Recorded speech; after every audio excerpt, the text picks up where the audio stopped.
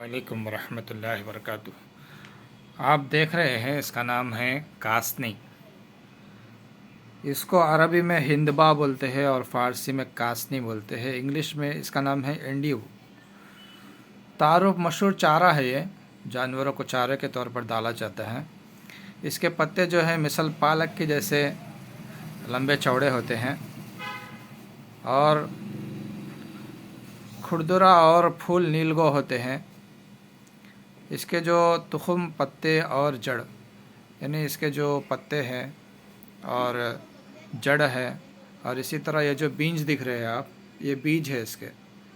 तो और ये जो है ना, इसके पंचांग है, ये पूरा पौधा है ये, जिसको टुकड़े बना लिया गया। इसमें जड़ भी है, पत्ते भी है और टहनियाँ भी हैं। तो ये सब है ना, इसका पंचांग बोलते हैं इसको।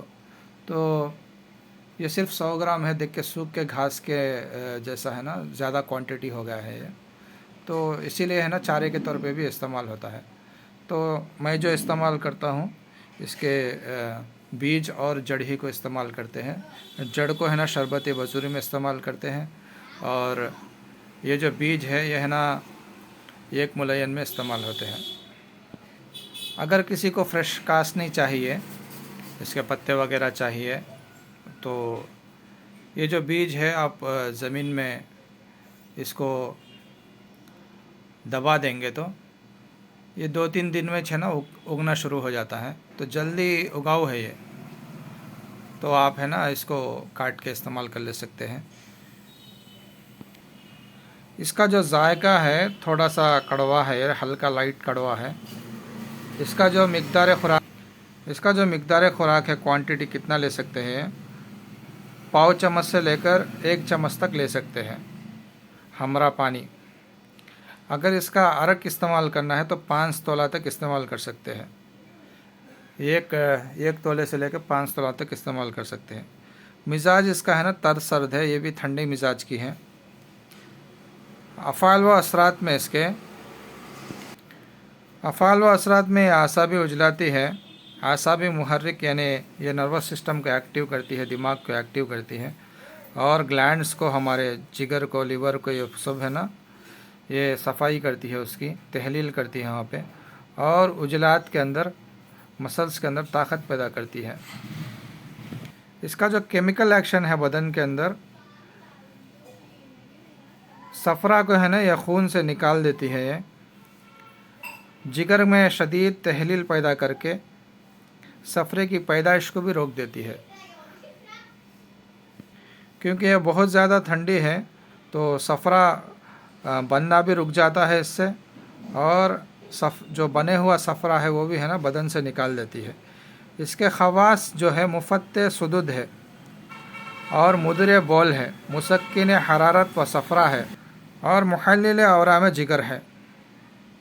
इसके फ़वाइद देख लीजिए। मुफ़त्ते सुदुद होने के वजह से ये पित्ता, जिगर और तिल्ली और गुर्दों में जो सुद्दे बन जाते हैं, तो वो सुद्दों को है ना ये खोल देती है। इसके इस्तेमाल से पित्ते का सुद्दा दूर होकर इरकान असफर यानी जो जांडिस है वो दूर हो जाता है। ये गुर्दों की सफाई करके पेशाब को खोलती है और जिन लोगों की तिल्ली और जिगर का साइज बढ़ जाता है उसको भी है ना ये ख़त्म कर देती है, उसके वापस इसके साइज़ पर लेके आ जाती है। इसके इस्तेमाल से गुर्दा जो तिल्ली और जिगर बढ़ जाते हैं, साइज़ बढ़ जाता है उनका, तो उनका साइज़ वापस हो जाता है। ऐसे ही है ना फिर अपने हालत पे वापस आ जाते हैं। ये बहुत ज़्यादा ठंडे मिजाज की है, सर्द मिजाज की है। इसलिए जो वरम गर्मी की वजह से बदन के अंदर हो जाते हैं, जो सूजन हो जाती है, स्वेलिंग हो जाती है, वहाँ पे है ना इसको पीस कर, इसके अरक में मिलाकर, इसको पीस कर है ना वहाँ पर लेप करने से वहाँ पे ठंडक हो जाती है और वहाँ पे सुकून हो जाता है। इसी तरह वजाल मफासिल के सुकून, जो वजाल मफासिल होते हैं यानी जो घुटनों में दर्द होता है, और घुटनों में दर्द और स्वेलिंग हो जाती है, वहाँ पे सूज जाते हैं घुटने, मोटे मोटे हो जाते हैं, वहाँ पर भी इसको खिलाने से और इसका है ना बैरूनी तौर पर ऊपर से इसका है ना पेस्ट बनाकर लगाने से सूजन है ना दूर हो जाती है और दर्द में तस्कीन पैदा हो जाता है। कासनी के पत्ते के पानी से है ना जो खन्नाक वाली बीमारी है, जो गले में वरम पैदा हो जाते हैं, तो उसमें गरारे करने से वहाँ पे उन गुदुद को है ना आराम आ जाता है। ये जो कासनी का पानी होता है उसको है ना फाड़ कर